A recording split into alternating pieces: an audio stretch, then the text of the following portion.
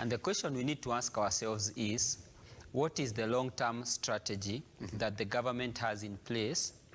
And secondly, once that strategy is executed, will there be public outcry in terms of, say, for instance, if we asked a sitting cabinet secretary, does it have political ramifications?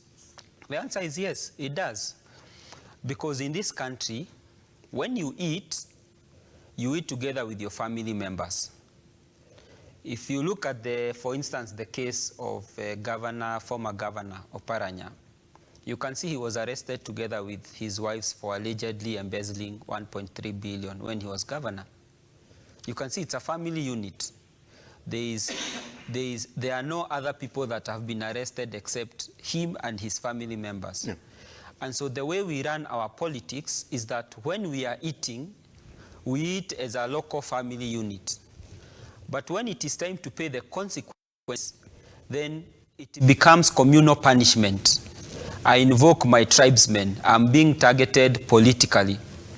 And therefore, if the president were to ask some of the cabinet secretaries, and not just cabinet secretaries, even the permanent secretaries, would there be a political view to it? Absolutely. I remember when the PS was sacked, when Daktari was sacked, the former PS, I think, regarding the KEMSA probe. Yes, yes. He hailed, that CS hailed from Gatondo North. And I could see people in Kiambu saying that one of their PSAs has been axed, regardless of whether it was in the interest of the country or not. You can see people saying that that is our person you've axed.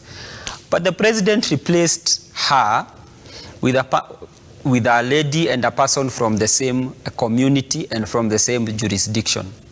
And therefore, you have to always balance, between politics and competence, because those two go hand in hand. Yes.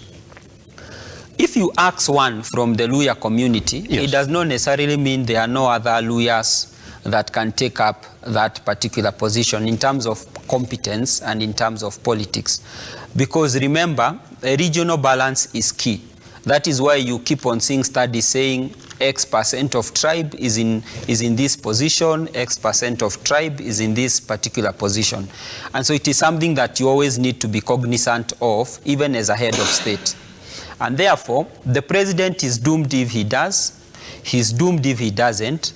But the beauty is, you have lieutenants like Kimani Ichung'wah, very brilliant lieutenants, who can course correct before it becomes worse. You can correct some of these things on the floor of the House. You can get responses.